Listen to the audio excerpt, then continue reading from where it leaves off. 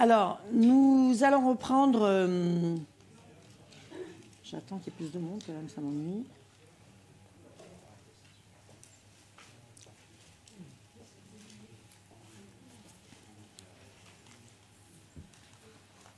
Donc, Jean-Pierre Rothschild, qui est directeur d'études de recherche, non, à l'EPHE. Attendez. Ça s'appelle d'études. Ouais, d'études, voilà, c'est ça, je ne me suis pas trompée. Donc, il est chercheur à l'IRHT au CNRS et directeur d'études à l'École pratique des hautes études. Travaille en particulier sur la philosophie médiévale, sur les traductions médiévales du latin vers l'hébreu et sur les hébraïsants chrétiens du XVIe siècle, qui sera en gros le sujet de sa conférence aujourd'hui. Il est latiniste, il rédige depuis 1991 la bibliographie annuelle du Moyen-Âge tardif, auteur et texte latin, et a édité cette année avec Caroline Head un catalogue des manuscrits de la bibliothèque de l'abbaye de Clairvaux du XIIe au XVIIIe siècle. Tome 2, le manuscrit conservé, troisième partie, les manuscrits conservés, troisième partie. Hébraïsant, il a publié en 2018 Moïse ben Shabtai, lecteur du livre des causes et adversaire de la Kabbale, Italie XIVe siècle, et avait rédigé autrefois le catalogue des manuscrits samaritains de la Bibliothèque nationale de France en 1985. Donc Jean-Pierre figure évidemment sur les étagères de la Bibliothèque nationale et sur les étagères de tous les catalogues de manuscrits hébreux et samaritains et de la collection de la Bibliothèque nationale partout. Il est notre éminent collègue. Et j'allais dire ami, mais je n'oserais pas. Et il va parler des manuscrits des XVIe ou XVIIIe siècle dans le fonds hébreu de la Bibliothèque nationale. Vous avez un tout petit résumé. J'essaye de faire durer pour faire rentrer les gens. Bon.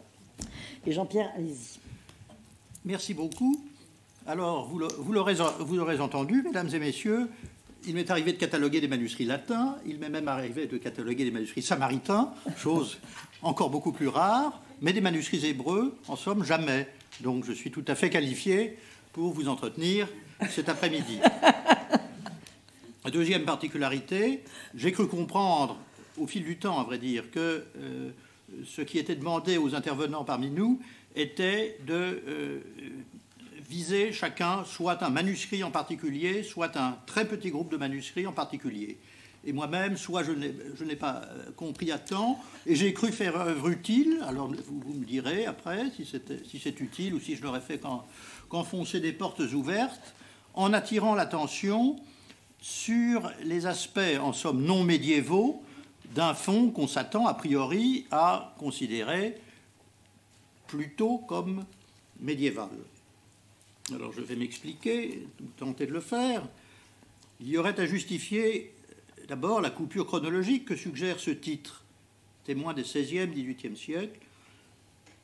Comme je suis, comme l'a rappelé ma collègue Sonia Fellous, bibliographe d'un Moyen-Âge tardif qui se prolonge jusque dans la décennie 1530, je suis bien placé pour savoir qu'il n'y a pas de césure nette et que rien ne commence de façon absolue, ni le 1er janvier 1501, premier jour du XVIe siècle, pas 1500, 1501, ni même, pour choisir une date d'extrême importance pour la société juive, le 31 mars 1492, qui est la date du décret de l'Alhambra, expulsion des Juifs d'Aragon et de Castille, ou la fin juillet de la même année, qui est la date de l'application de ce sinistre, autant que célèbre décret. Certains changements, comme l'imprimerie, ont commencé antérieurement. On date le premier livre hébreu connu de 1475.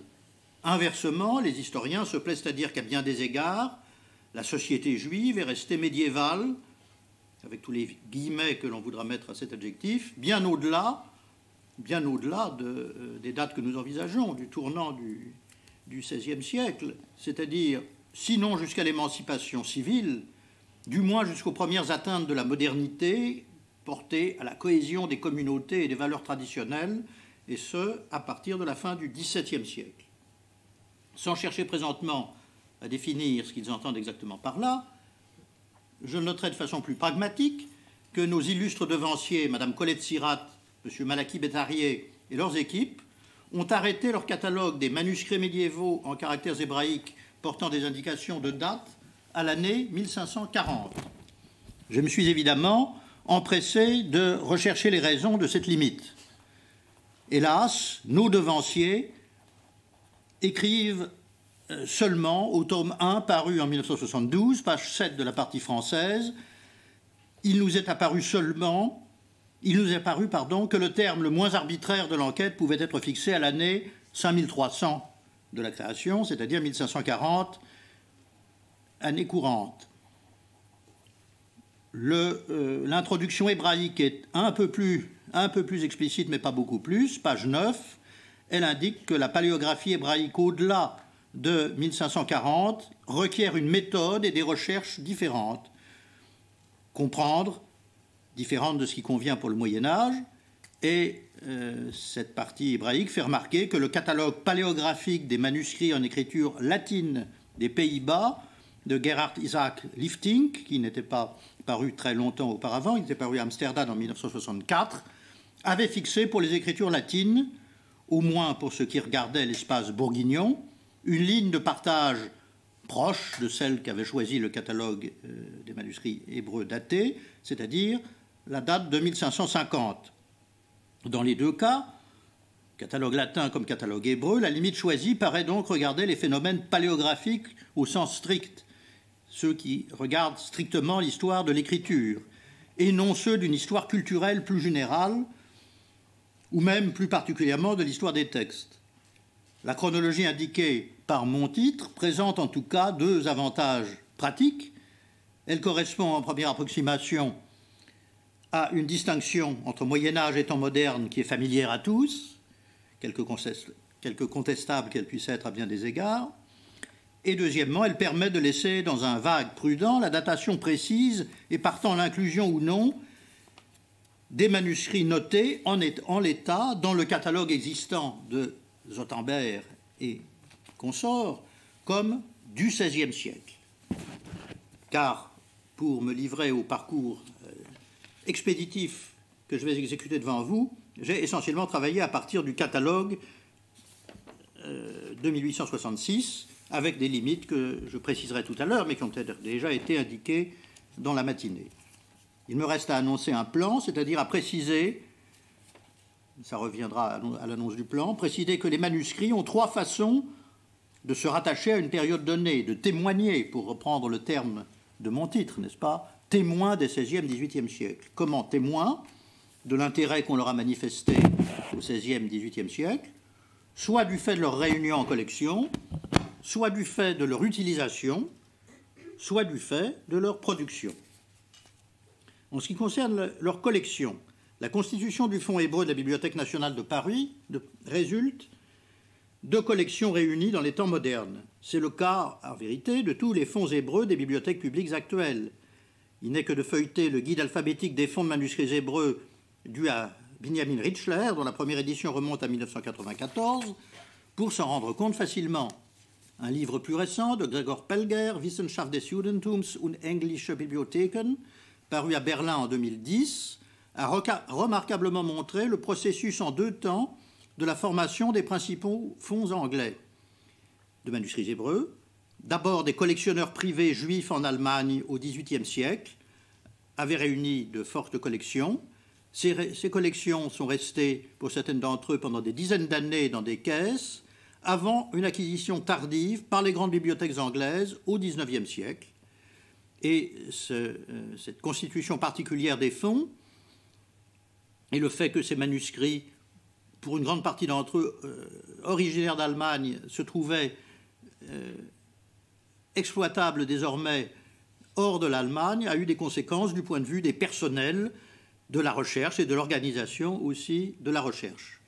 On sait, pour prendre encore un exemple, pour l'Italie, le rôle éminent tenu au XVIIIe siècle par le Cavaliere Giovanni Battista de Rossi, 1742-1831, dont la collection considérable, non seulement de manuscrits, mais aussi d'imprimés hébreux anciens, fut rassemblée à Parme au XVIIIe siècle, et dont il écrivit lui-même le catalogue en latin, catalogue publié, si je ne me trompe, en 1800-1802.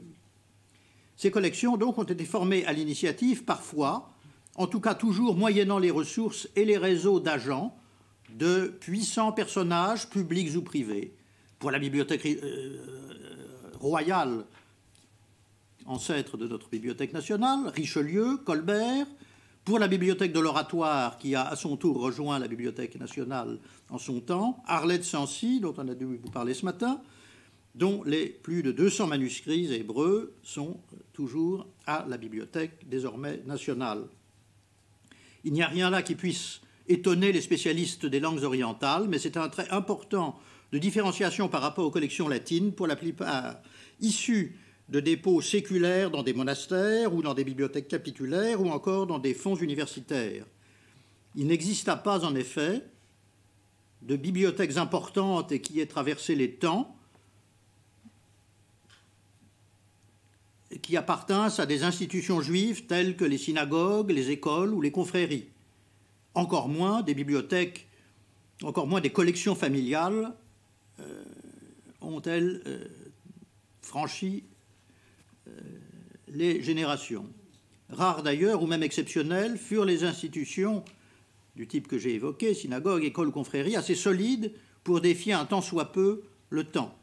L'incertitude de la condition juive soumise à déprédation, confiscation, tout simplement expulsion et déplacement dans des circonstances où les livres ne sont pas forcément la priorité de ce qu'il faut chercher à sauver, tout cela empêcha la continuité longue, institutionnelle ou familiale. Ce trait, bien entendu, n'est pas sans conséquences profondes sur la composition des fonds hébreux dont nous disposons.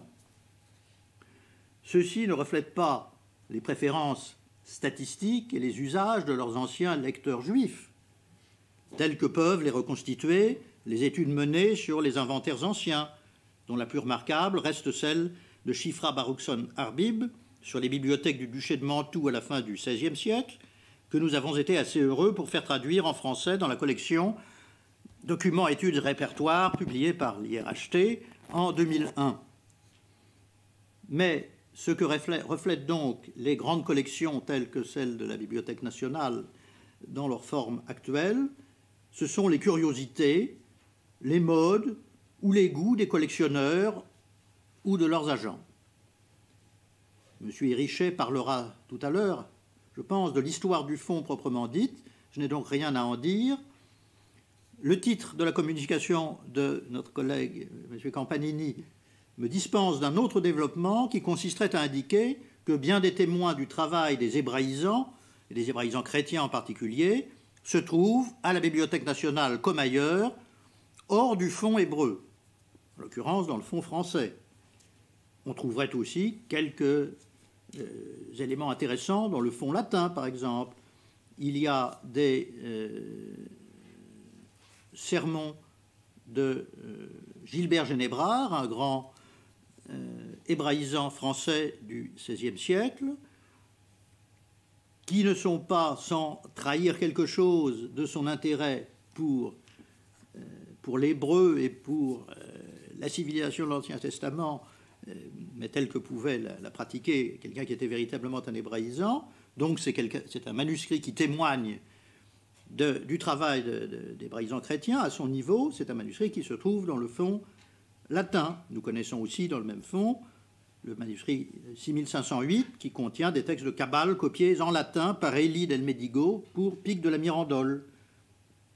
Ou encore le manuscrit latin toujours 9340 qui contient des documents rassemblés par Peresque sur les langues orientales, y compris l'hébreu. Autrement dit, si nous parlons non pas seulement des manuscrits hébreux juifs, si je puis dire, produits par des juifs à l'usage de juifs, mais si nous considérons aussi l'intérêt pour l'hébreu pratiqué activement par les hébraïsants chrétiens, alors il faut bien voir que les limites à considérer ne sont pas seulement celles du fonds hébreu. Dans le même ordre d'idées, la Bibliothèque nationale ne comprend pas tous les témoins, même compte tenu d'autres fonds, de l'intérêt pour l'hébreu à la Renaissance qui ait été produit ou qui soit présent en France. Par exemple, des manuscrits du grammairien juif Élie Lévita se trouvent à Lyon, à la bibliothèque municipale, manuscrit 3-4. C'est donc une banalité que de dire que le fonds hébreu est une création de la Renaissance française, le fonds hébreu de la BN comme les autres, enfin comme les autres le sont d'autres Renaissances, selon une chronologie un tant soit peu élargie par rapport à ces dates traditionnelles.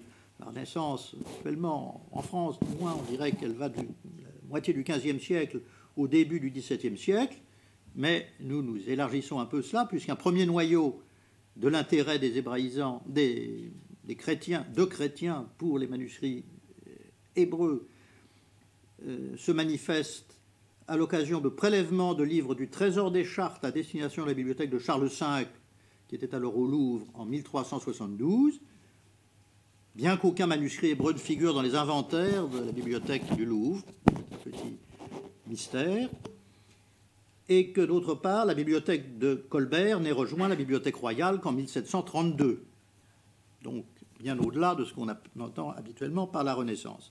En un sens, donc, tout le fonds hébreu de la Bibliothèque nationale est un fonds Renaissance, puisque constitué à cette époque, encore une fois, dans sa notion élargie. Renaissance quant au choix des manuscrits ainsi sauvés, quant à l'organisation des fonds, quant à la reliure, souvent, et probablement aussi quant à la formation d'un certain nombre de recueils factices. On entend par recueil factice le fait de rassembler sous une même reliure, à une date qui peut n'avoir aucun rapport avec la date de copie des différents éléments du manuscrit, réunir donc des éléments qui, a priori, ne sont pas du tout de même origine. À noter encore que le fonds hébreu de la BN ne contient aucun ensemble systématique témoignant du travail des hébraïsants de la Renaissance. Nous avons évoqué déjà plusieurs éléments de façon ponctuelle. À la bibliothèque de l'université Universitat Complutense de Madrid, on trouve quelque chose de beaucoup plus systématique. Le catalogue tout récent de ce fonds, puisqu'il est paru tout récent, 2019, n'est-ce pas, montre combien de manuscrits subsistent dans ce fonds qui dérivent directement des travaux menés à l'initiative du cardinal Cisneros autour du projet de ce qu'on appelle la Biblia Complutensis. Rien de tel, donc aucun massif ou aucun bloc de manuscrits d'hébraïsants chrétiens ou ayant pu servir à des hébraïsants chrétiens pour un projet bien spécifique dans le fonds de la Bibliothèque nationale, comme c'est le cas à la Complutense. Mais une pluralité d'éléments qui témoignent de diverses curiosités. J'en viens au second point, qui est précisément la possibilité que nous avons ou non de trouver trace dans certains manuscrits d'une utilisation particulière. Par exemple, pour des éditions. Alors, il y a peu de cas connus de moi d'éditions juives exécutées à partir de manuscrits qui sont aujourd'hui à la BN. Il y a au moins le cas du Magen Avot de Rabbi Shimon ben Tzemach Duran, un auteur qui a vécu entre l'Espagne et l'Algérie et entre le XIVe et le XVe siècle, 1361-1444, et le manuscrit hébreu 739, daté de 1559, a été utilisé pour une édition qui a été donnée à Livourne en 1763. Alors, comment est-on sûr que ce manuscrit a servi à l'édition? Alors, je ne sais pas comment les auteurs de la très brève notice du catalogue de 1866 ont fait pour s'en rendre compte, mais guidé par cette indication, je l'ai vérifiée, et je crois qu'elle est facile à vérifier et indiscutable. On trouve, par exemple, une confusion dans l'édition qui consiste à attribuer à Ben Sira ce qui en vérité appartient à Ibn Sina. La chose se précise lorsque on voit que dans le manuscrit dont nous parlons, 739, il a été écrit très curieusement Ibn Sira. C'est-à-dire qu'effectivement, Sina, sans doute ne disant rien à un copiste, il a procédé comme procédaient souvent les copistes, c'est-à-dire qu'il est allé de l'inconnu au connu, et il a pensé qu'il devait s'agir de Ben Sira, mais sa correction était incomplète. Or, il n'y a pas de doute, le contexte indique assez clairement qu'il s'agit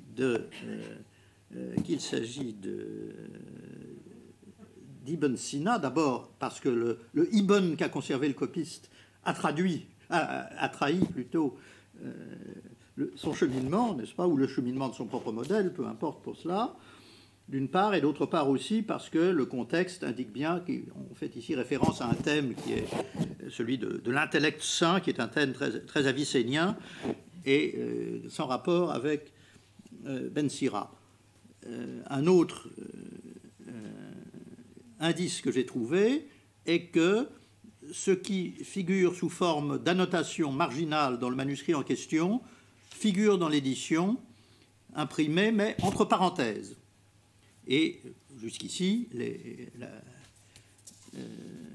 il y a une congruence totale entre l'emploi des parenthèses et la marginalité des annotations dans le manuscrit en question. Donc, je crois que c'est un cas avéré d'usage d'un des manuscrits pour une édition. Alors vous me direz, le manuscrit lui-même ne porte pas ces traces. Il faut avoir fait l'effort de la comparaison, effort sans doute fait par nos prédécesseurs de 1866, mais qui n'ont pas dit ce qui les avait conduits à cela, et puis l'effort beaucoup plus simple qui était pour moi de vérifier leur hypothèse pour s'apercevoir effectivement que ce manuscrit a été utilisé de cette façon. Donc il est probable que pour d'autres manuscrits, on trouverait aussi le même genre le même type de comparaison permettrait d'arriver à des résultats intéressants de cette nature.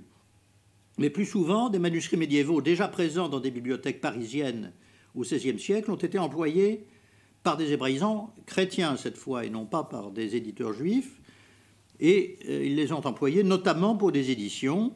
Ainsi, Jean Mercier a-t-il utilisé Hébreu 132, lui-même copié au XVIe siècle d'ailleurs. Il a utilisé Hébreu 1221, qui est un pseudo Judas ben Bilam brevis tractatus de Accentibus, et il a utilisé aussi un des manuscrits de la Nationale pour son édition du livre de Ruth, avec le commentaire qu'il attribue à David Kimri et qui en réalité est celui d'Isaïe de Trani. Autre grande entreprise d'utilisation non pas autre, mais une grande entreprise d'utilisation de manuscrits hébreux qu'on peut évoquer est celle qui a été menée par Benjamin Kennicott au XVIIIe siècle, entre 1776 et 1780. Ce spécialiste britannique, en vue de son édition de la Bible hébraïque, a examiné lui-même ou a fait examiner par des gens à lui les manuscrits hébreux, araméens et samaritains des principales bibliothèques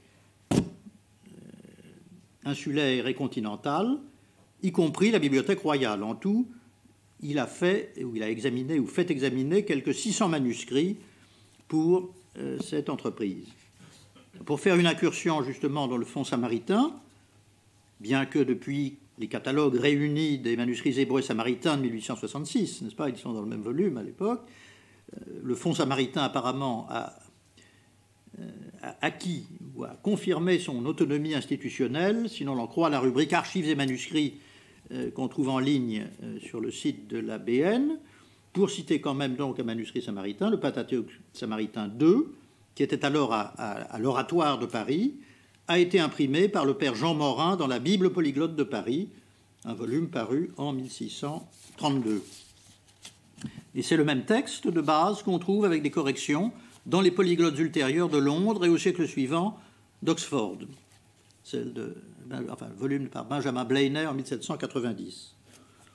Donc nous voyons que c'est le cas d'un manuscrit qui a eu une grande fortune éditoriale.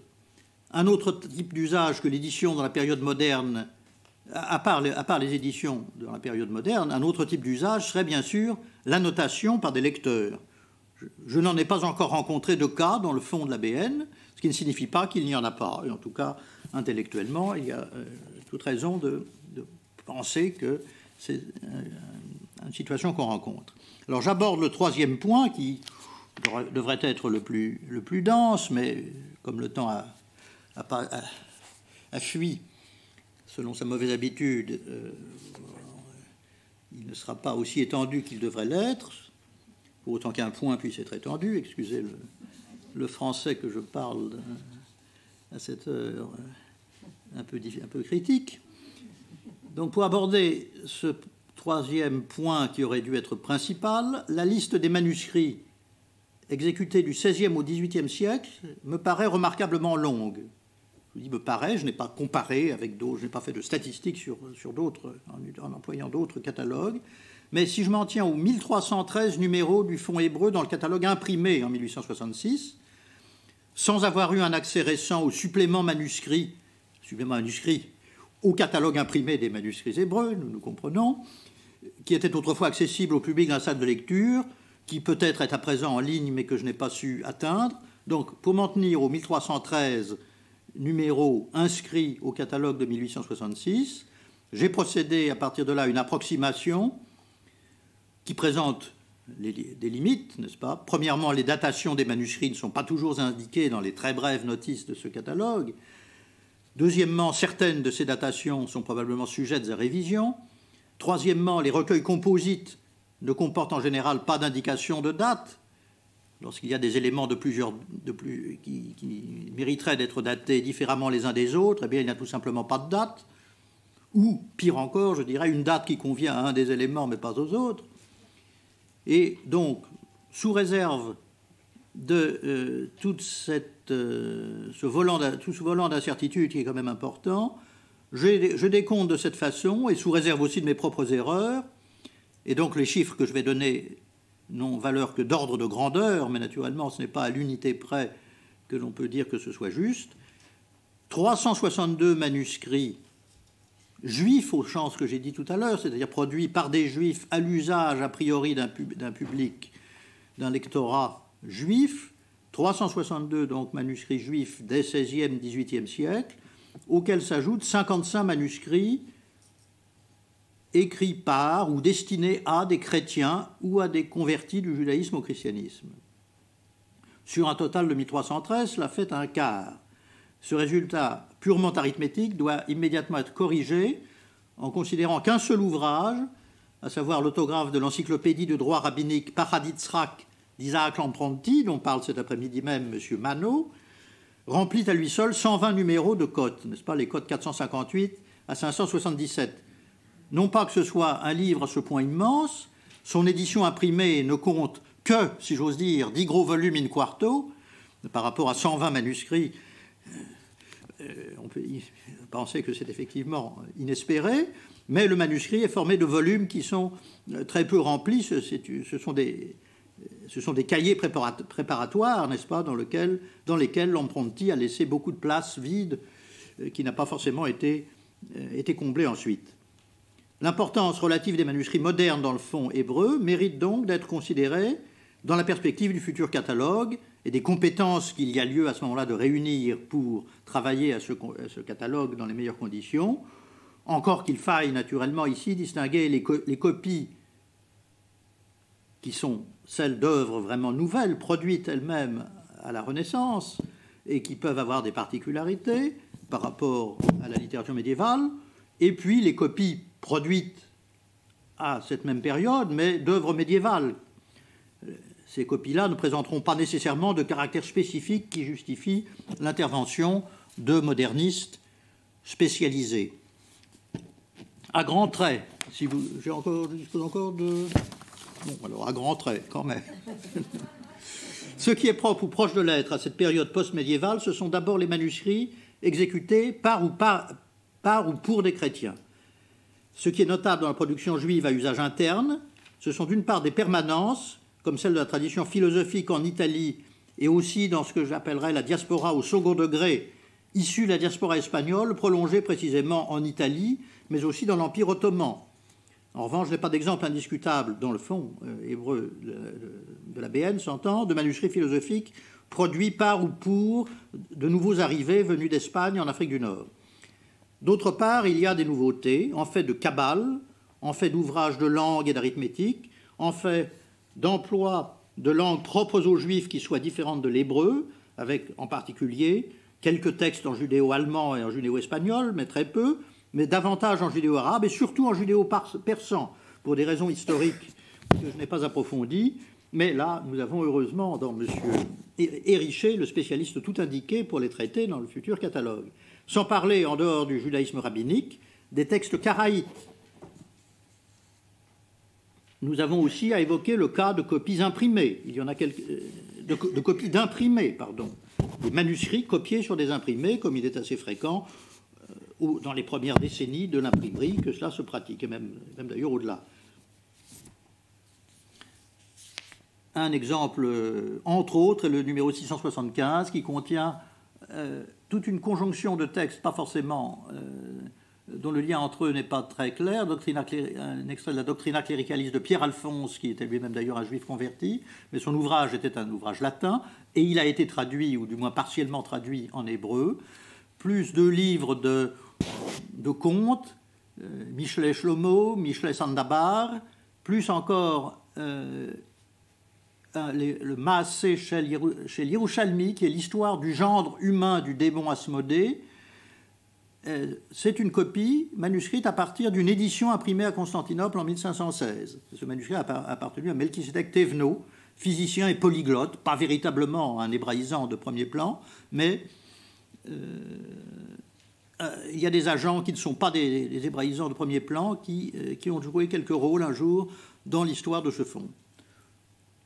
La géographie juive, et j'en terminerai là, on a donc affaire à partir du XVIe siècle à une géographie juive qui est remodelée avec des provenances nouvelles, Safed, Constantinople, Salonique, l'Iran, qui ne sont pas des provenances médiévales, et d'autres bien sûr qui n'existent plus, l'Angleterre depuis longtemps, la France, sauf les 4 carrières pontificales et la Provence, en Provence, pardon, la péninsule ibérique, l'Italie, qui continue naturellement de produire toutes sortes de textes, l'Allemagne, qui modifie sa production, souffrant de la disparition des grands centres, et à cause d'expulsions incessantes des populations, il n'y a plus de grands centres d'études, ni de conditions bien paisibles pour les études. Donc les écrits produits par l'Allemagne dans cette période sont beaucoup plus modestes, des abrégés à l'arique, des traités pratiques, voire quelque chose de tout à fait particulier en judéo-allemand, comme un manuel de blanchissage qui, dans l'ordre naturellement de la hiérarchie académique des disciplines, n'occupe pas un rang très élevé, mais qui, sur un plan historique, est peut-être plus important qu'une énième copie d'un texte vénérable, mais à part ça, bien connu. Bon, il me resterait, à titre d'annexe, à vous citer des cotes et des noms d'auteurs. Je n'ai pas le temps de le faire, heureusement pour vous. À noter néanmoins que parmi les quelques 24 auteurs postérieurs au XVe siècle que j'ai relevés, la plupart sont des auteurs italiens, ce qui n'a rien de très surprenant au fond. Il y a donc là une spécificité dont il faut tenir compte dans le plan d'organisation pour le futur catalogue. Quoi dire encore? La Kabbale, 56 manuscrits, ce dénombrement très grossier auquel je me livre, contre 27 manuscrits de philosophie, par exemple. Philosophie, tant philosophie rationaliste, dure, je dirais, que philosophie accommodée à l'idée d'une spécificité de la Torah par rapport à la philosophie. Donc les 2 grandes voies de la philosophie telles qu'elles pouvaient s'exprimer au Moyen-Âge tardif se font encore jour dans les productions nouvelles, enfin dans les copies nouvelles plutôt, d'œuvres anciennes, qui impliquent des choix bien entendu, du XVIe siècle. Notez aussi la part de la Kabbale, des Karaïtes, 26 manuscrits karaïtes, n'est-ce pas? Donc là aussi, une contribution spécialisée est requise dans le catalogue, et puis beaucoup de manuscrits d'hébraïsants chrétiens qui ont, pour la plupart d'entre eux, il y a quelques manuscrits de kabbalistes chrétiens dans le fond hébreu, mais vraiment très peu. Il s'agit surtout de travaux de grammairiens ou d'introduction sous une forme ou sous une autre à l'étude de la langue. Voilà, de manière quelque peu quelque peu pointilliste, n'est-ce pas, une idée que l'on peut donner pour avertir que les manuscrits hébreux, à la Bibliothèque nationale comme ailleurs, mais peut-être plus que dans certains autres fonds, ça n'est pas seulement une question de pur médiéviste. Et j'en ai terminé. Merci beaucoup, Jean-Pierre. Je vous en prie, excusez-moi d'avoir excédé, je vous remercie sinon beaucoup. L'assistance, du moins le temps. Non, c'est parfait. À une minute près, vous êtes absolument dans les temps. Je vous remercie pour nous montrer comment l'intérêt passe à la philosophie, à la Kabbale, chez ces hébraïsants, en dehors de l'intérêt pour la connaissance de la langue hébraïque. Et ce sera les thèmes qu'on développera dans les prochains colloques. J'appelle Saverio Campanini, s'il vous plaît. On posera les questions au débat, dans le débat final, si vous voulez bien, qui est professeur de langue et littérature hébraïque à l'Alma Mater Studiorum, à l'Université de Bologne. Sa recherche porte sur l'histoire de la mystique juive, son étude académique et sa réception parmi les chrétiens, tout particulièrement à la Renaissance.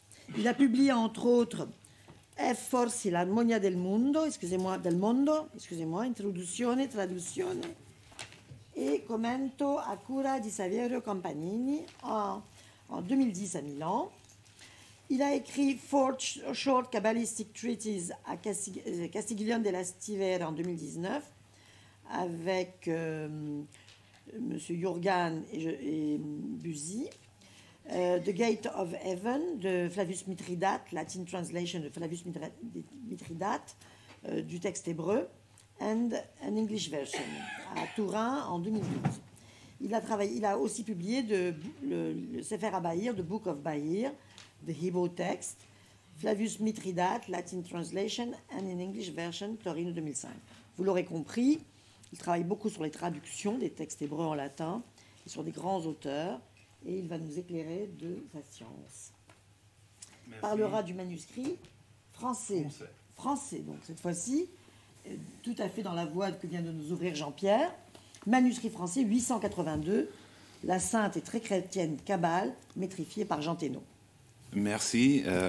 Normalement, j'occupe le marge, et quand on occupe les marges, on termine dehors du thème. Ce n'est pas un manuscrit de l'hébreu de la collection de la BNF dont je vais vous parler, mais un manuscrit français. Mais il y a, bien entendu, des raisons pour le faire. Le Cordelier Poitevin et Jean Thénault ne peut aucunement être rangé parmi les humanistes oubliés, une dénomination souvent utilisée pour souligner l'importance ou la nouveauté d'un sujet. Parce qu'il n'a jamais cessé de recevoir une certaine attention de la part des érudits, surtout à cause de son célèbre voyage d'outre-mer, qui est cité même par François Rabelais. Mais c'est surtout dans les dernières années, tout particulièrement dans les 2 premières décades du nouveau millénaire, que la vie et surtout l'œuvre de Jean Thénault ont été mises en valeur avec des articles, une journée d'études et la publication de nombreux inédits. Si je me permets aujourd'hui de revenir sur ce personnage, sur un des derniers ouvrages qui attend toujours l'honneur de l'édition, c'est pour 2 ordres de raisons. D'une part, le point focal de cette journée est tout particulièrement concentré sur les manuscrits, et je voudrais brièvement présenter un manuscrit de la Bibliothèque de France qui a été écrit pour le roi François Ier en 1519. D'autre part, parce qu'en étudiant la diffusion de la Kabbale parmi les chrétiens à partir de la fin du XIVe siècle, je me suis rendu progressivement compte qu'il n'y a que la médiocrité, le manque d'originalité et la marginalité pour décrire au mieux un phénomène historique donné.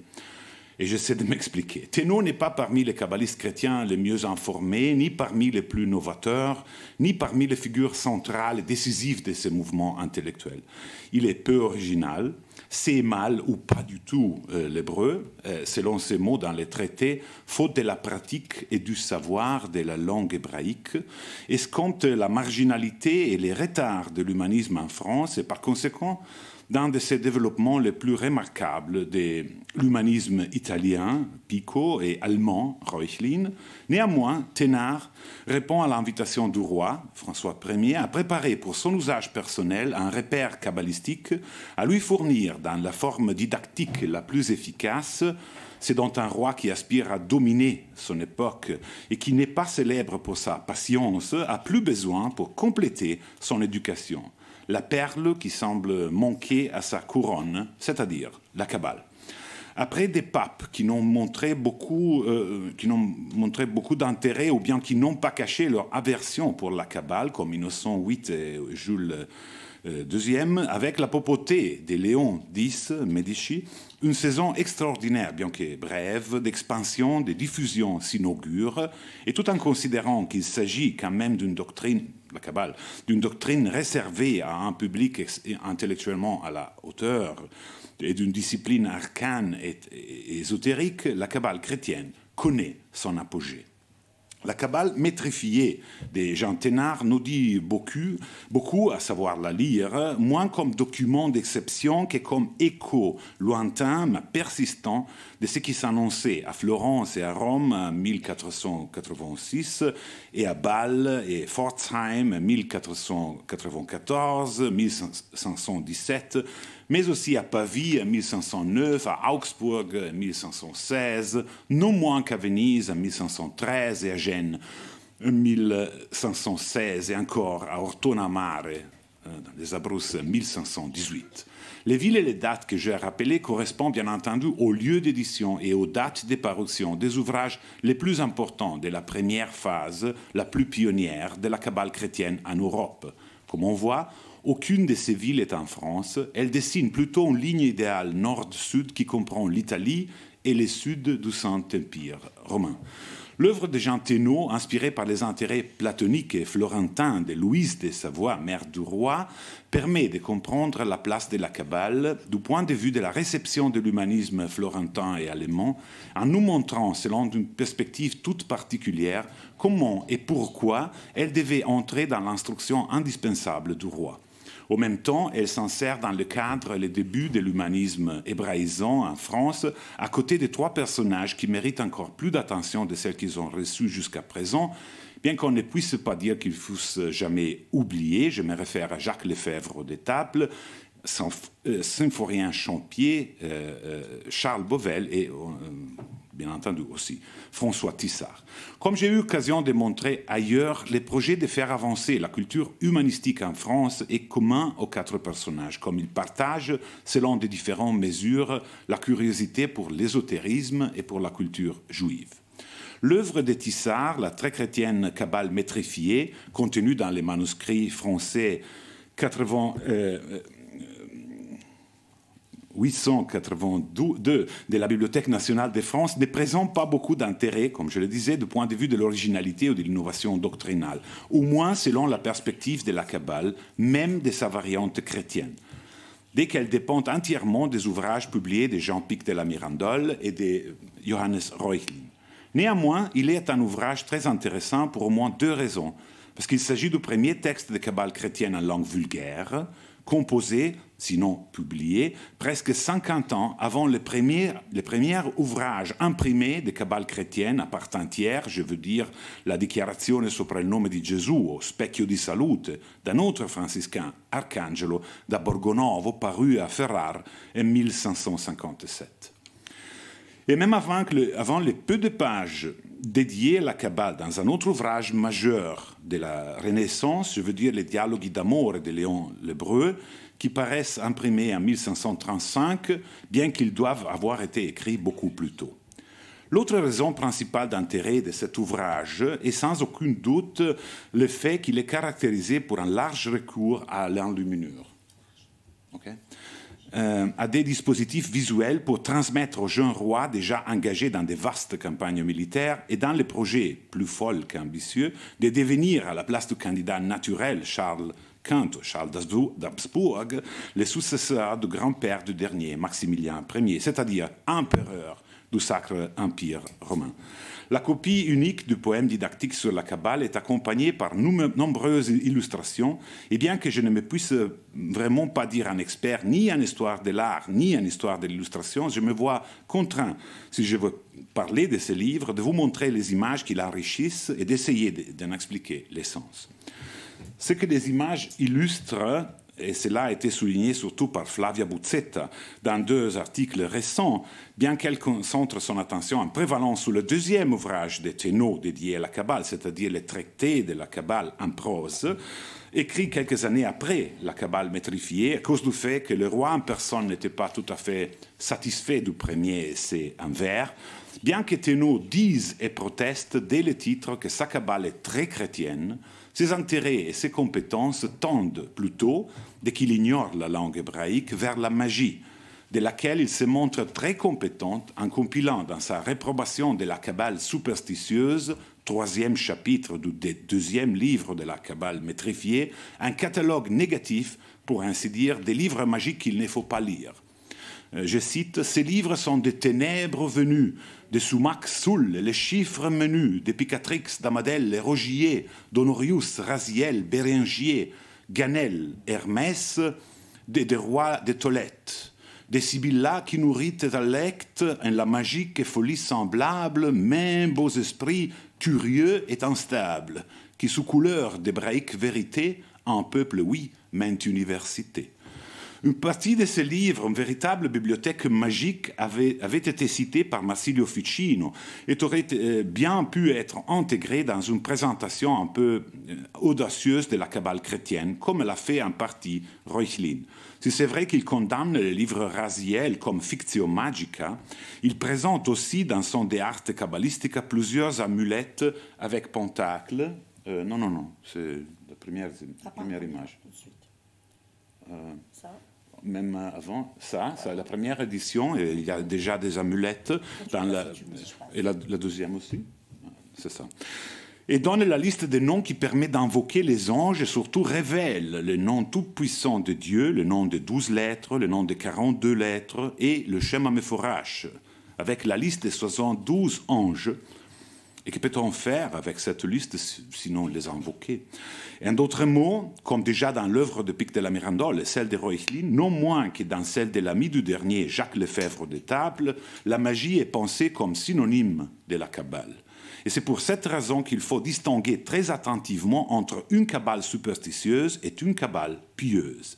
Cette distinction permet d'intégrer un objet presque inconnu, inconnu du tout, dans le cadre d'un platonisme chrétien, tout en maintenant, c'est le cas de Thénault, une attitude peu favorable, pour ne pas dire ouvertement hostile aux Juifs.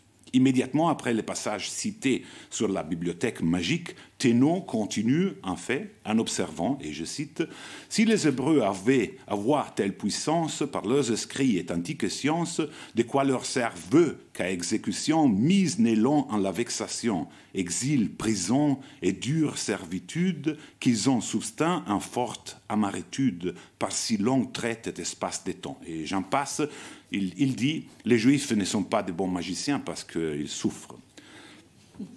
Et là, une brève observation philologique peut-être concernant les traités en prose et non la Kabbale métrifiée peut être utile pour caractériser l'attitude de Thénault envers les Juifs.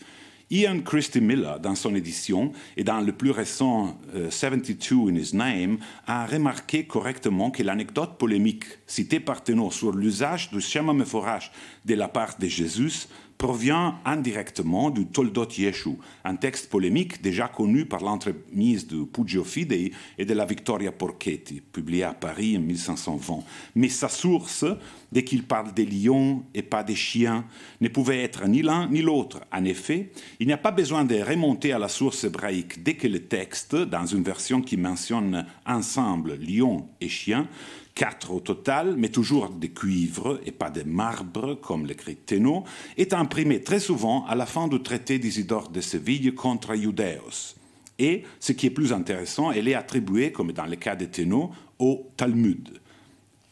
Encore une preuve, s'il avait besoin, que Thénault ne cultivait pas des sentiments philo-juifs et que ses sources sont plutôt à chercher dans la littérature magique et polémique, et non dans des sources kabbalistiques ou juives genuines. Le problème de la magie, le suspect que la Kabbale soit une voie subreptice pour introduire des idées et des pratiques magiques au cœur du christianisme avait toujours préoccupé les censeurs. Par exemple, la commission papale qui condamnait déjà en 1486 certaines thèses de Pic de la Mirandole et qui gagneront la partie plus tard en insérant les œuvres de Reuchlin et de Francesco Zorzi à l'index. mais aussi certains kabbalistes chrétiens, précisément à la hauteur chronologique des Jean Thénault. Je ne suis pas sûr que Thénault ait lu l'opuscule du dominicain des jeunes Agostino Giustiniani, bien que Giustiniani soit arrivé à Paris avant la fin de 1518, sur invitation de François Ier, pour enseigner l'hébreu au collège dominicain de Saint-Jacques. Giustiniani avait publié en 1513 à Venise un petit ouvrage intitulé Precatio Pietatis plena ad Deum omnipotentem, composita ex Septuaginta duo nominibus divinis, hebraicis et latinis, una cum interprete commentariolo, dans laquelle il avait aussi essayé d'imaginer, tout en donnant un exemple pratique, une Kabbale pieuse, en la distinguant très attentivement en citant Maïmonide et avec une connaissance bien plus vaste des sources authentiques de la Kabbale, de la pratique de la magie. C'est le même objectif des Thénault, et les deux savants, bien que l'un franciscain et l'autre un dominicain, convergent sur l'idée qu'une Kabbale pieuse est possible. Le résultat paradoxal des Thénault est que si Pic de la Mirandole et Reuchlin ont raison en affirmant que le contenu plus vrai de la Kabbale juive est une confirmation du christianisme, les chrétiens sont alors les vrais kabbalistes. Et comprendre les mécanismes de l'univers selon Denis l'Areopagite est la vraie Kabbale très chrétienne. Ce qui reste de la Kabbale juive est fait objet de réprobation, est assimilé à la magie superstitieuse. La présentation de la Kabbale comme compatible avec la piété chrétienne, qui avait été un argument stratégique pour les kabbalistes chrétiens, mais qui devait être entendue comme une confirmation externe dans la lignée de Saint Augustin, de la vérité du christianisme, est réduite ici à une parodie involontaire.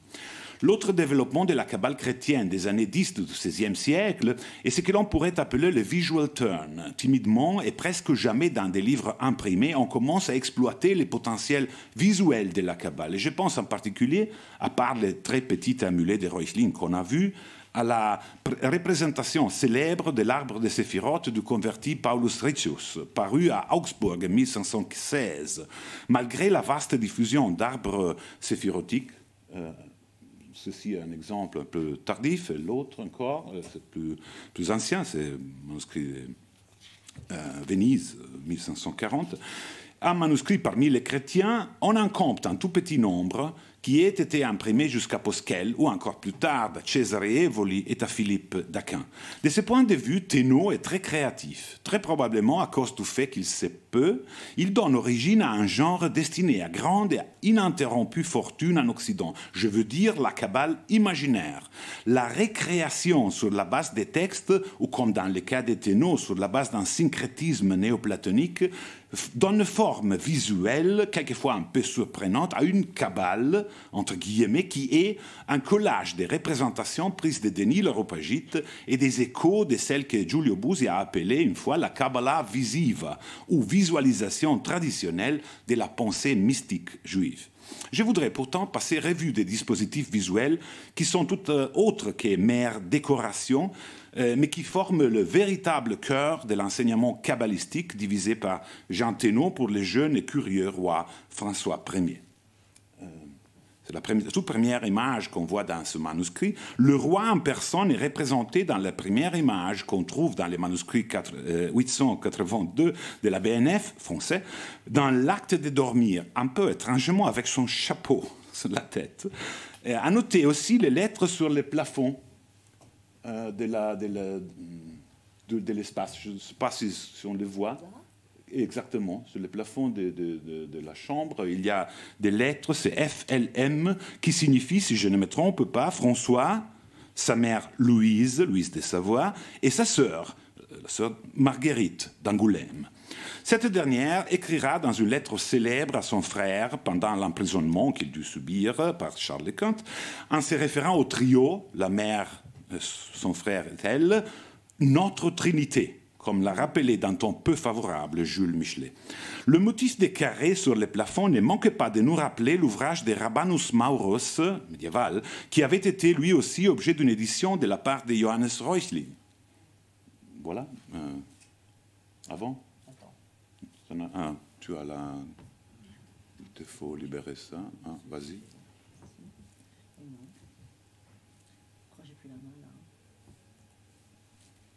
Bon. D'accord. Non, mais je continue. et qui sera cité dans les manuscrits 10061 de l'Arsenal. Tu peux aussi, tout simplement... Parce que tu l'as fait en PDF. Oh, d'accord. Voilà, c'est bon. Encore une fois, ça c'est une typique image de l'édition de Reuchlin, encore une image, ce sont les anges entremêlés des lettres, ça c'est l'exemple de l'Arsenal que j'ai cité. Un des manuscrits du traité de la Kabbale en prose. Encore. Voilà. La représentation de soi dans le miroir d'une vision mystique, ce qui apparaît à la gauche avec Jean Thénault qui, en train d'écrire son rouleau, contemple la lumière d'une figure nue encadrée dans un triomphe des nuages en forme d'amande et avec des anges en bas et haut. Voilà l'essence de ces images révélées par la première. C'est un miroir des princes, ce qu'on voit ici, d'une sorte très particulière. D'accord ? Le triangle avec la pointe en bas est la première manifestation de la divinité, selon Thénault, à partir de l'abîme incompréhensible. C'est par une sorte de réflexion que la structure triadique, la première qu'on a vue, se reproduit en la première triade de hiérarchie angélique, formée des chérubins, séraphins et trônes, donnant origine à une figure plus complexe, mais formée par 6 triangles, dont les 2 au centre forment un rhombe, où l'amour entre les pères et les fils engendre la charité des séraphins, autant qu'en bas, à la droite et à gauche, se situe la sapience des chérubins et la justice des trônes. La même figure, apparemment en fonction ornementale, se trouve dans un manuscrit astrologique conservé à Vienne, Österreichische Nationalbibliothek 2645, qui a pu être attribué à Thénard, aussi à cause de la récurrence de ces motifs géométriques où se mêlent les insignes héraldiques dans un quadrangle d'amour. Ça, c'est les noms qu'on lit, le quadrangle d'amour. À partir de ces modules, et je reviens au manuscrit de la BNF, un arbre qui ne contient pas les séphirotes, comme on pourrait s'attendre, mais une combinaison des 4 éléments qui constituent une dodécade des triangles. La Trinité en haut, les 3 vertus théologales, foi, espérance et charité, occupent la ligne centrale formée par 2 rhombes. Les 4 vertus cardinales, sapience, justice, force et tempérance, occupent les 2 rhombes, ou 4 triangles, si vous préférez, de côté droit et gauche. En bas, 2 vertus ultérieures, persévérance et obédience, terminent la figure. Au même temps, dans les commentaires marginaux, Thénault explique que les 6 vertus inférieures correspondent, comme on s'en doutait, aux 2 triades inférieures des hiérarchies angéliques, selon la correspondance traditionnelle, potesté, force, principauté, tempérance, etc. L'enseignement des docteurs catholiques est représenté par un dessin synthétique, avec en haut la Trinité, vous le voyez, un cône de lumière qui mène aux hiérarchies angéliques où une cartouche trouve place avec des versets de l'évangile de Jean.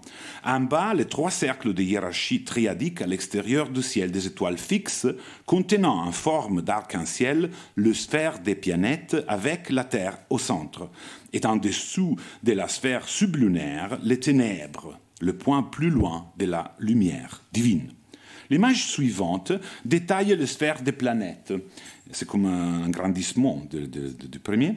Et à l'intérieur, un arc-en-ciel plus petit laisse entrevoir les 4 éléments, feu, air, eau et terre.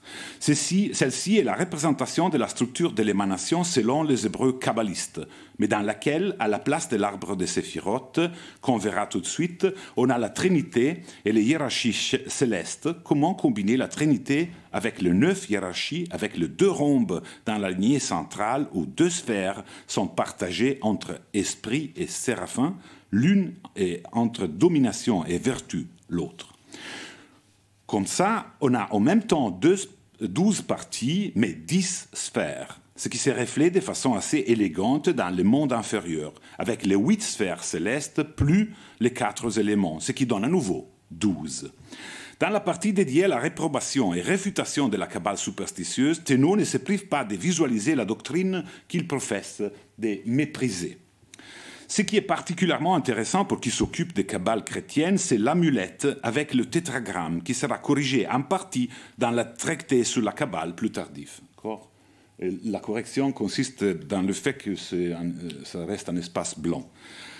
Ce qui attire mon attention, c'est surtout la partie supérieure de l'amulette, parce que pour un kabbaliste juif, elle est tout à fait étrange. Ça, c'est l'agrandissement de l'image qu'on a vue avant. Dans la liste centrale, complétée à la droite, on a une série d'attributs dédiés qui correspondent à un nombre, mais pas toujours dans l'ordre et dans leur constitution, aux séphirotes. Pour voir une liste classique de séphirotes, à part celle en hébreu qui se trouve sur le frontispice de la Porta Lucis de Gicatiglia, traduit par Paulus Riccius, qu'on vient de voir, on aurait aussi pu utiliser la liste traduite, celle-ci n'est pas en hébreu mais en latin, qu'on trouve à l'intérieur du même ouvrage. Il est évident, me semble-t-il, que Thénault, au moins en ébauchant pour l'illustrateur cette liste, n'avait pas lu le De Arte Cabalistica de 1517 ni le Porta Lucis de Gicatiglia, Riccius. Il ne s'agit pas stricto sensu d'une erreur, parce qu'il y a une source et une seule qui correspond parfaitement à la liste de Thénault. Encore avant ? C'est ça. Il s'agit du De Verbo Mirifico de Johannes Reuchlin, paru à Bâle en 1494 et réimprimé, bien évidemment, sans une révision de la part de l'auteur, mais, dirait-on, par initiative de l'imprimeur Thomas Anselm à Tübingen en 1514. C'est la première manière de Reuchlin dont les connaissances en matière de Kabbale sont encore peu assurées. Si on peut tourner en arrière, encore là. Qui propose une liste de séphirotes où, très étrangement, Netzach et Hod occupent les places 4 et 5, à la place de 7 et 8, ce qui est normal. Yesod n'y figure absolument pas, et Malchut, qui occupe partout, dans chaque liste qu'on connaît, la place 10, la dernière, est placée ici au numéro 8. Je dirais même que Thénault dépend entièrement de Reuchlin, si ce n'était qu'il ajoute par-dessus le marché des anomalies, dues à une mauvaise, pour ne pas dire nulle, connaissance des règles de la grammaire hébraïque. Que deux termes qui sont correctement cités à l'état absolu par Reuchlin sont cités ici à l'état construit, binat à la place de bina et geburat à la place de gebura. Cela laisse penser, ce n'est pas du cru de Thénault lui-même, qu'il doit avoir vu une amulette faite par un ignoramus qui a mal compris le texte déjà erroné de Reuchlin. Que le De Verbo Mirifico doit être une source directe ou indirecte de ce que Thénault présente comme la Kabbale est démontré aussi par la liste qu'on voit à gauche de l'amulette. Eie hu est. Il devrait s'agir de 3 noms divins qui dérivent cette fois, cités avec exactitude, du De Verbo Mirifico. Je suis sûr que la source, comme je le disais, directe ou indirecte, doit être le De Verbo Mirifico, parce que c'est seulement dans ce texte que le 3e attribut divin est écrit de façon fautive, à la place de Esh, ou bien Esh, c'est ce H, transcription de l'hébreu Esh, feu.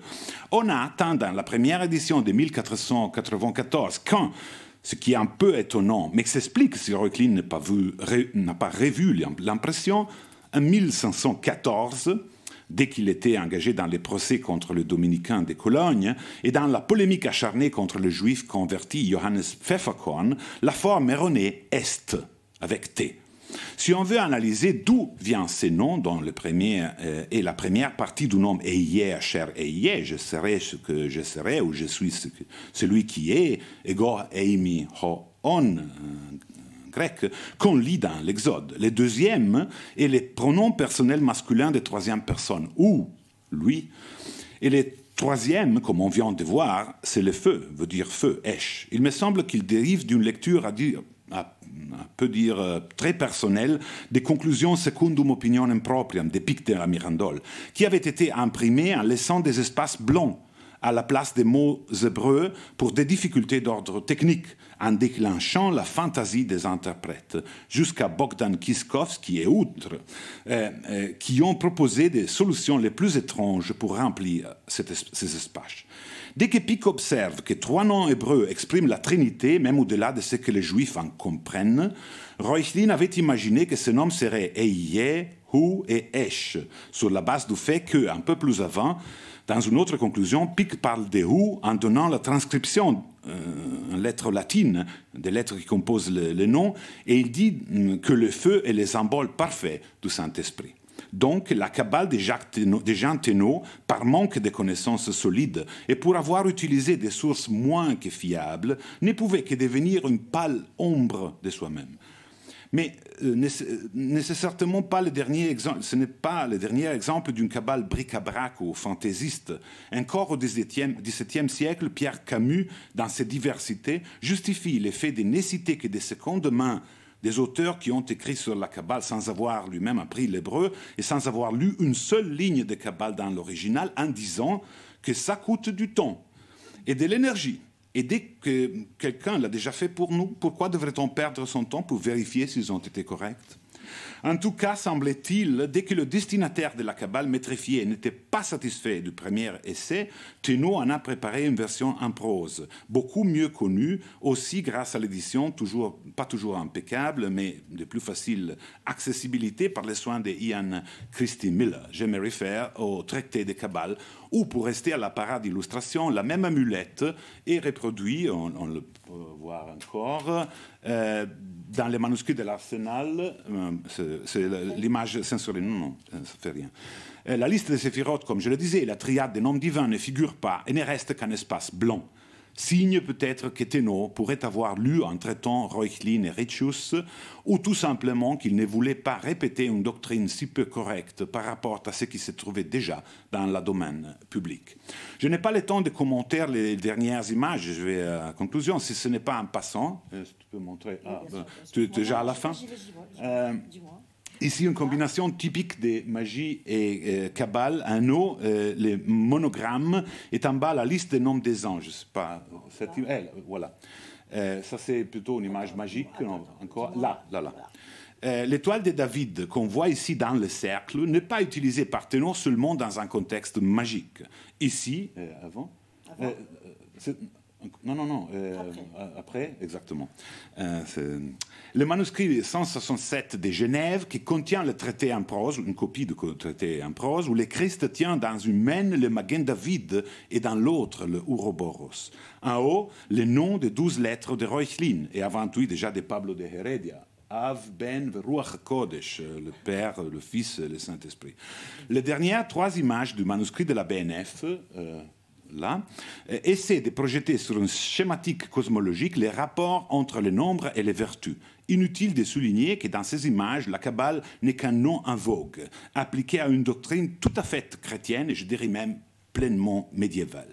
Le désir de François Ier de faire sortir de la France de sa condition de marginalité par rapport aux grands centres de la culture humaniste, ce qui comprenait aussi la Kabbale chrétienne, devait passer par la solution la plus commune et qu'on a expérimenté aussi dans la peinture et dans les beaux-arts en général. Faire venir à Paris des érudits italiens qui puissent fonder une école française d'hébraïsation.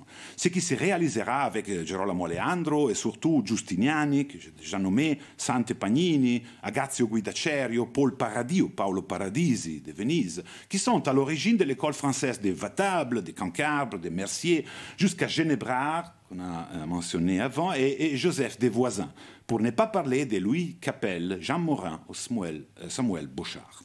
Le roi peut avoir les livres plus beaux, et certainement les exemplaires des œuvres de Thénault sur la Kabbale sont toujours objets d'admiration. Par exemple, à l'occasion de l'exposition François Ier, Le pouvoir, l'image, BNF de 2015, mais comme il devait apprendre à ses frais, le standard de ce qui domine le monde des lettres, comme le monde du pouvoir symbolique, l'Empire, devait être acquis par un effort redoutable, risqué et sans raccourci.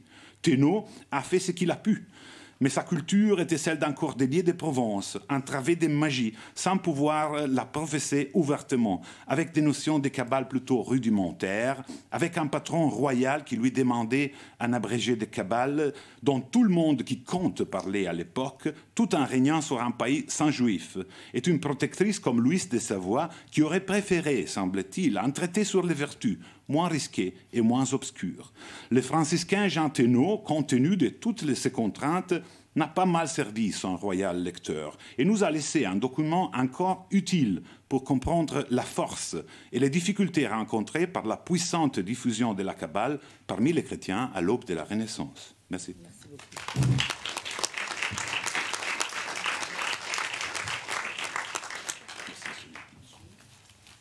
Alors, on fera un débat après. J'appelle David Emano de l'École pratique des hautes études qui va nous parler du mot ghetto dans les manuscrits hébreux de la BNF.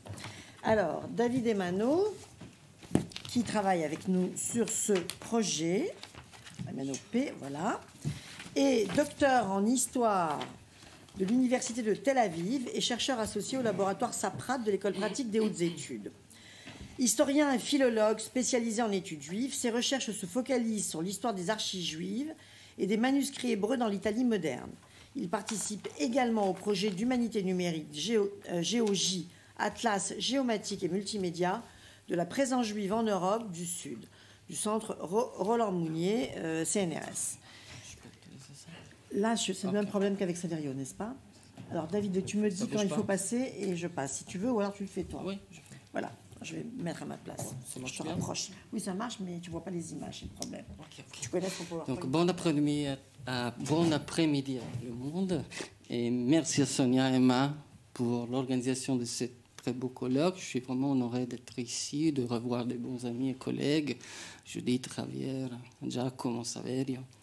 Et donc, c'est un grand plaisir aussi de faire partie de ce grand projet qui commence. Je suis vraiment honoré d'en faire partie et j'espère de pouvoir donc apporter mon contribution en tant qu'historien moderniste des Juifs d'Italie.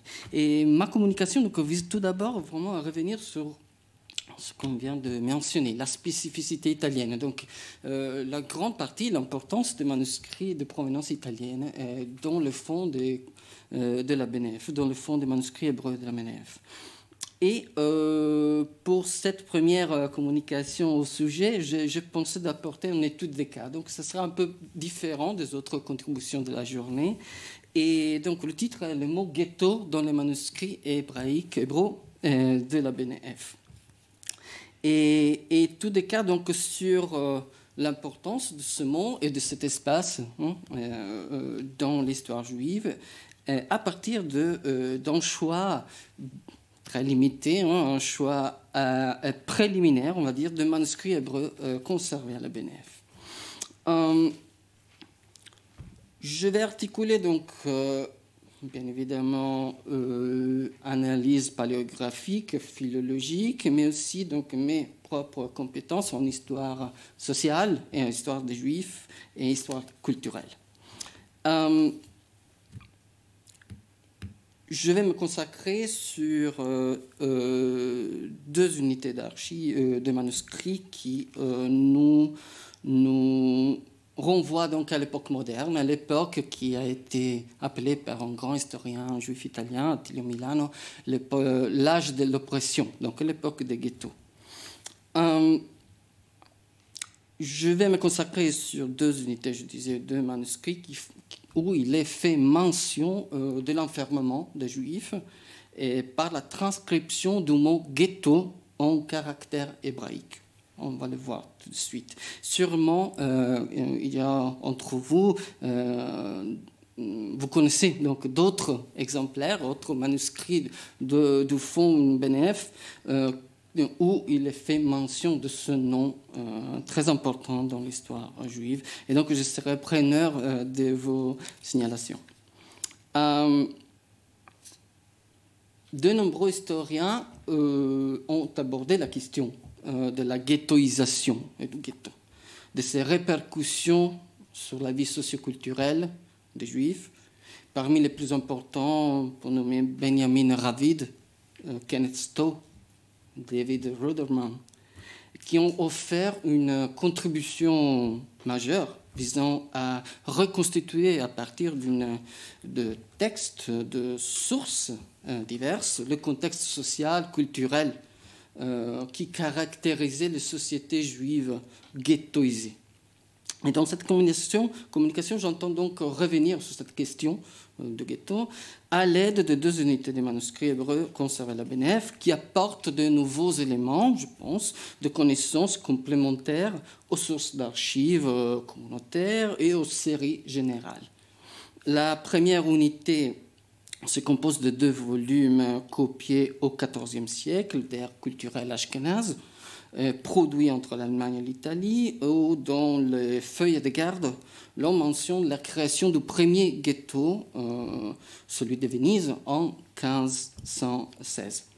On va considérer qu'une toute petite note en hébreu laissé par l'un de ses possesseurs à la toute fin du premier volume.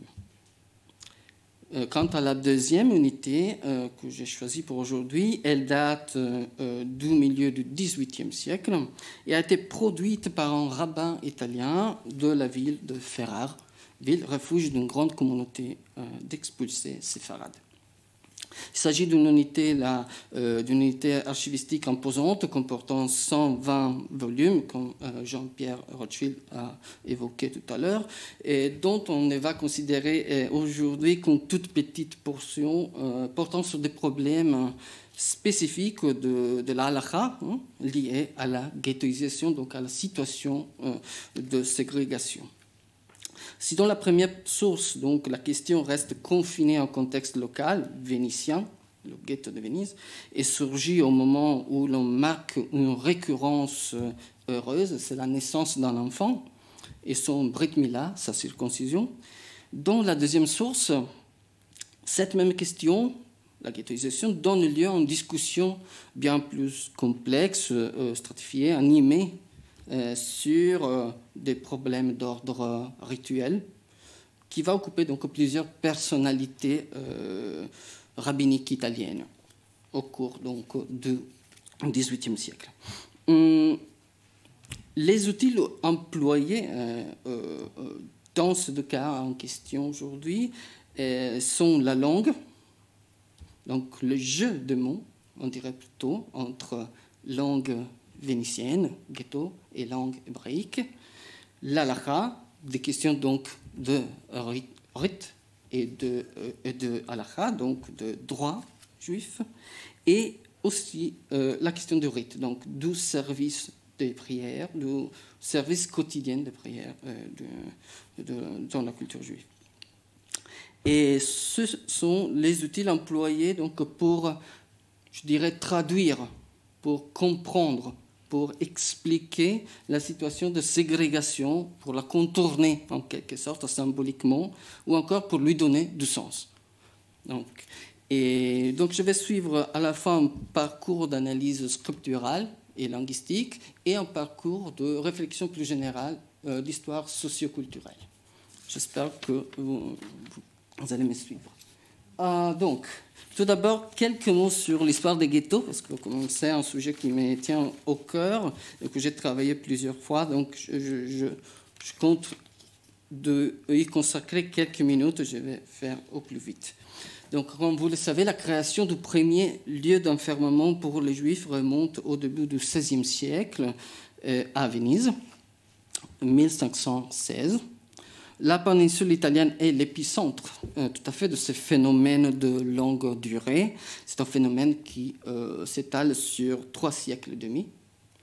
Mais des cas existent bien évidemment aussi dans le reste de l'Europe chrétienne. Je n'ai pas le temps d'en parler aujourd'hui. À partir du XVIe siècle jusqu'à la deuxième moitié du XIXe, le mot ghetto désigne un quartier délimité, comme vous pouvez voir dans cette image concernant le ghetto de Venise, un quartier délimité habité uniquement de juifs contraints d'y résider par les pouvoirs publics.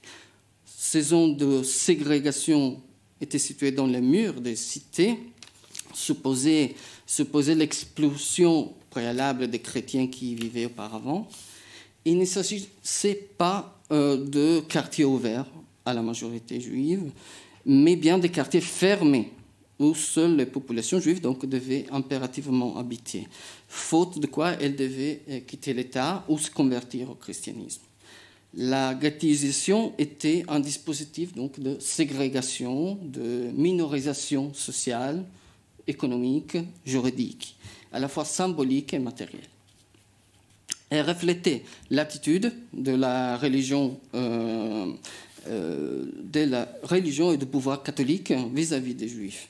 Une attitude ambivalente, fluctuant entre deux conceptions divergentes des Juifs. Entre un rejet des Juifs, entendu comme peuple déicide, à extirper de tout territoire de la chrétienté, et une attention réservée aux Juifs, entendu comme peuple témoin de la vérité du christianisme, dont la présence serait donc à préserver au sein des sociétés chrétiennes. En découle donc l'ambivalence des mesures que le pouvoir catholique prend vis-à-vis des Juifs, des mesures fluctuantes entre l'ostracisme et la protection, entre la discrimination et la ségrégation des Juifs d'une part, et leur incorporation forcée évidemment, dans le corps de la chrétienté d'autre part.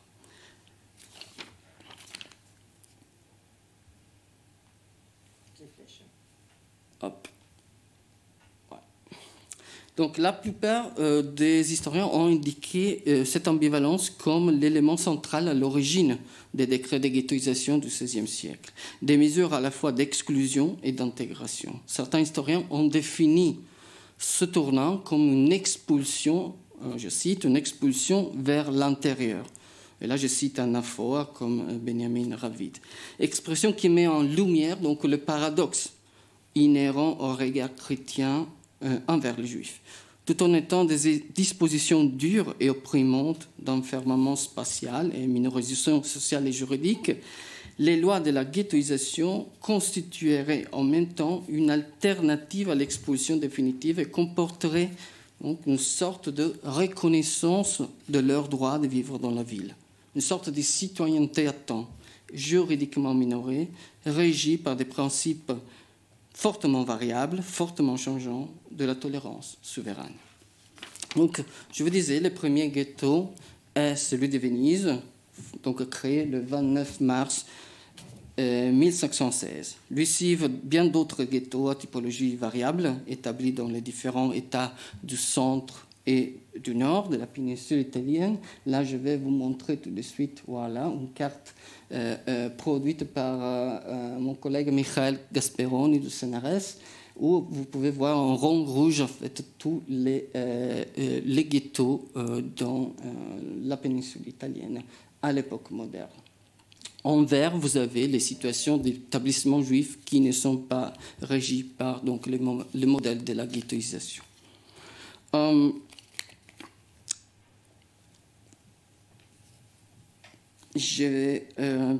Donc la généralisation de la ghettoisation dans l'Italie moderne s'étend sur plus de 2 siècles.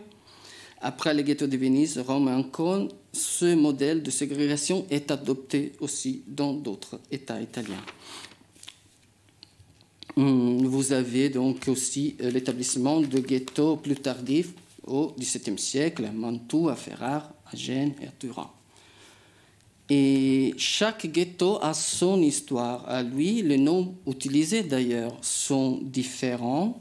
On trouve ghetto, voilà, ghetto et ghetto avec une seule T à Venise et dans ses alentours. Mais ailleurs, on peut trouver des noms comme Serail, Seraglio, Vicus ou rue des Juifs, par exemple à Rome ou à Ancône.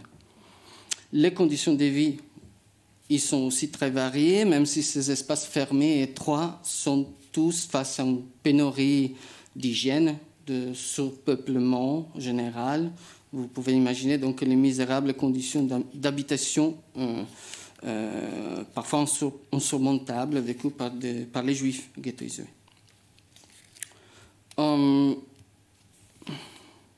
Ce qui est important pour nous aujourd'hui, c'est de comprendre donc ce phénomène historique, la ghettoisation, comme un phénomène qui a façonné profondément la vie juive, non seulement à cause des limites qu'elle a imposées, mais aussi à cause des stratégies de survie spécifiques développées par ses habitants au cours des siècles pour y survivre. Les habitants des ghettos se sont en fait réappropriés ces espaces au fil des siècles, en les transformant en des espaces sacrés, où faire prospérer la culture, la religion juive, en les transformant donc en des espaces protégés, familiaux, des cours privés, comme l'indique le mot, en fait, Chatzer, très utilisé dans la littérature populaire et aussi dans la littérature rabbinique pour indiquer donc la communauté, le ghetto, le quartier juif, non sans auto-ironie parfois. C'est malgré tout donc la tentative de créer un chez-soi, même dans une situation d'enfermement. Et donc, je vais arriver après cette longue, je vous excuse, introduction au manuscrit que je voulais vous proposer aujourd'hui. Donc, les manuscrits hébreux de la BNF nous offrent un regard de l'intérieur qui est particulièrement significatif au sujet des ghettos. Dans les sources hébraïques, l'on trouve tout d'abord le mot ghetto écrit de façon différente selon les traditions scripturales de l'hébreu et selon les résonances que ce mot a provoquées au cours des siècles chez les écrivains juifs. On prend par exemple en considération un premier cas qui témoigne de ce phénomène scriptural. Il est représenté par une Bible. Donc vous avez là le code, donc Hébreu 48-49. C'est une Bible en Pentateuque, en 2 volumes, accompagnée de 5 rouleaux ou Megillot, des leçons des prophètes ou Haftarot, ainsi que du Targum d'Onkelos et du commentaire de Rashi. C'est une Bible copiée au XIVe siècle en Allemagne, entre l'Allemagne et l'Italie. Les 2 volumes ont été décrits par notre collègue et ami Sonia Fellows et Gabriel Sedrajna dans l'ouvrage Les manuscrits hébreux en lumineux des bibliothèques de France de 1994, dont on a parlé aussi ce matin. Donc, en bref, le texte est en écriture carrée de type ashkénaze pour le texte biblique et semi-cursif pour les commentaires marginaux. Il y a 3 colonnes et il est très intéressant de faire un petit passage sur plusieurs feuilles. Donc là, vous avez un frontispice en style en fait gothique. Pour ce qui concerne donc le premier livre de la Torah, Bereshit. Et je vous ai choisi plusieurs exemples de l'organisation graphique des pages, des feuilles de ce manuscrit magnifique. 3 colonnes, donc le texte, dans une première colonne, le texte biblique, suivi de la paraphrase d'Onkelos, une deuxième colonne, commentaire de Rashi, et une troisième colonne, le texte biblique avec la vocalisation et les signes de cantination. L'organisation du texte est vraiment intéressante. Vous avez des formes géométriques presque illimitées dans ce manuscrit. Et voilà encore d'autres exemples.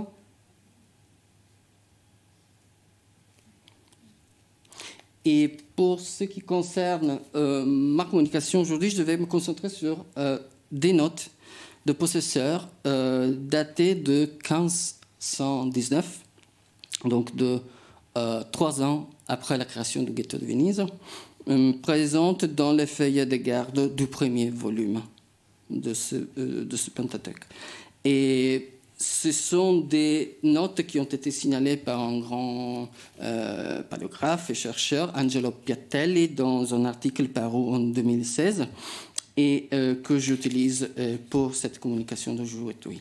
Et dans l'une des feuilles de garde, au début du premier volume, vous pouvez le voir dans cette image, on a l'acte d'achat du manuscrit de la part de Moshe ben Yekutiel Cohen Rapa, un banquier ashkénaze, bien connu à Mestre et Venise, originaire de Nuremberg. Et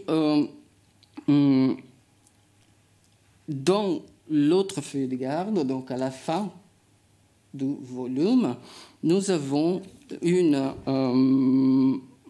les dates de naissance des fils de Moshe entre 1484 et 1496. Et tout probablement, le frère Anchel, le frère de Moshe, qui hérita du manuscrit, y indiqua par la suite la naissance de 2 enfants à lui, nés à Venise entre les années 1513 et 1519. Dans la dernière de ces notes, tout en bas, et je vais l'agrandir, voilà, vous avez une mention du mot ghetto pour désigner le ghetto de Venise.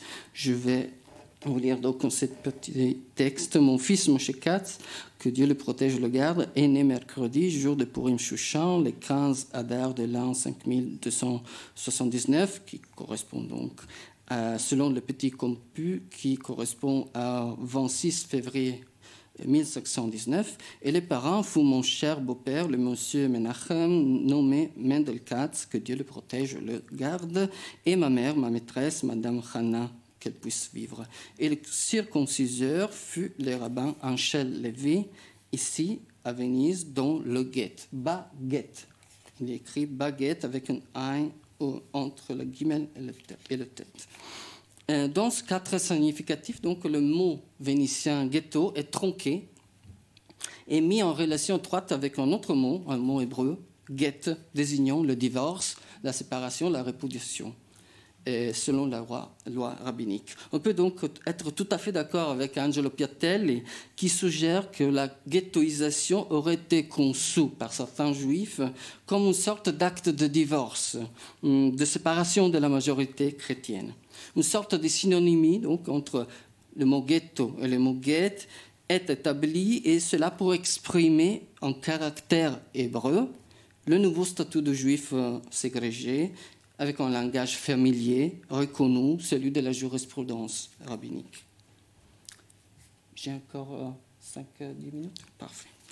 Donc je vais passer rapidement à mon deuxième exemple. Là, vous avez donc en grand, encore une fois, l'écriture cursive ashkénaze, get, baguette, get, donc gimel, ein, tête. Et en bas, je vais vous donner donc un exemple de l'écriture en cursive italien. Donc gimel, yud, tête, vav, ghetto. Parfois, on peut trouver aussi une version un peu tronquée, get, avec yud. Donc la différence entre l'écriture ashkénaze et italienne, c'est pour les ashkénazes un ein et pour les Italiens un yud qui distingue le mot ghetto du mot get pour divorce. Donc, deuxième exemple que j'ai choisi pour aujourd'hui, ce sont les fiches préparatoires du dictionnaire rituel Pachad Yitzhak de Isaac Lampronti. C'est donc un dictionnaire d'Halakha du milieu du XVIIIe siècle qui donc se compose de bien 120 volumes. Et les cotes, vous les avez, je l'ai marqué, de la cote hébreu 458 jusqu'à la cote hébreu 577. Donc c'est un volume assez important. Dans ce deuxième cas, la transcription du mot ghetto est fidèle, donc, selon l'écriture juive italienne. Le mot y est écrit en hébreu avec gimel, yod, tet, bav, comme je vous ai montré ici. Voilà. Plusieurs chercheurs suggèrent à ce sujet que la lettre yod sert à la fois pour distinguer le mot ghetto ou get du mot hébreu pour divorce, écrit gimel tet, et pour créer une relation étroite entre les deux.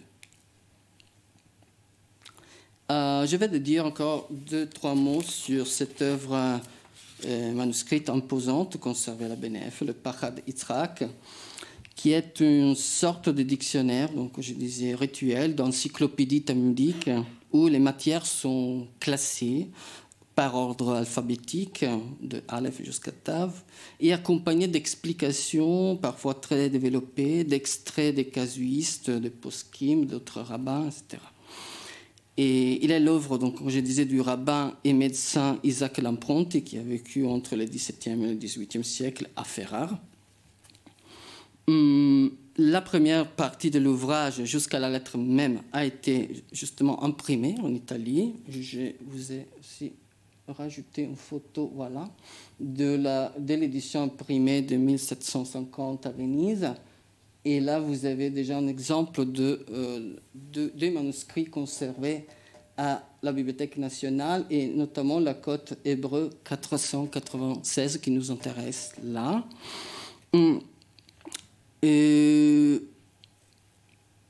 C'est une copie manuscrite qui est autographe et qui réunit donc aussi la correspondance d'Isaac Lampronti. Donc, en quelque sorte, ce sont ces notes de travail, ce sont ces fiches préparatoires pour cette grande œuvre. Et on a des lettres en langue italienne, des lettres en hébreu, de la part d'autres rabbins. Isaac Lamprontri a adressé plusieurs questions à des collègues rabbins autour de l'Italie. Il a reçu des réponses par lettres et ces lettres sont jointes donc à ce grand corpus de manuscrits conservés à Benef. Il s'agit donc d'une sorte de copie de travail ou de livre archive, je dirais, comportant tant les manuscrits en effet complets de l'encyclopédie que le recueil de ces sources, notamment la correspondance de l'auteur. Et j'ai aussi quelques photos à vous montrer. Donc j'arrive au point que je voulais soulever aujourd'hui. Le voilà. Donc cette unité manuscrite reflète la culture, la société des ghettos italiens au XVIIIe siècle sous maints aspects. Et je voudrais ici esquisser l'un de ces aspects, celui concernant le problème de la pureté rituelle dans les ghettos. C'est un sujet absolument important. À la lettre tête du dictionnaire de Lamprontri, l'on trouve plusieurs articles concernant des questions de la tum'a, impureté rituelle ou contamination, en référence justement à des situations de ghettoisation dans plusieurs villes italiennes. Vous voyez là un schéma, en fait, établi par l'auteur pour résumer toutes les typologies d'impureté rituelle contemplées par la littérature talmudique. Cet intérêt particulier pour les questions d'impureté dans les ghettos a été déjà mis en lumière par l'historien israélien David Malkiel, et notamment dans une étude de 2011.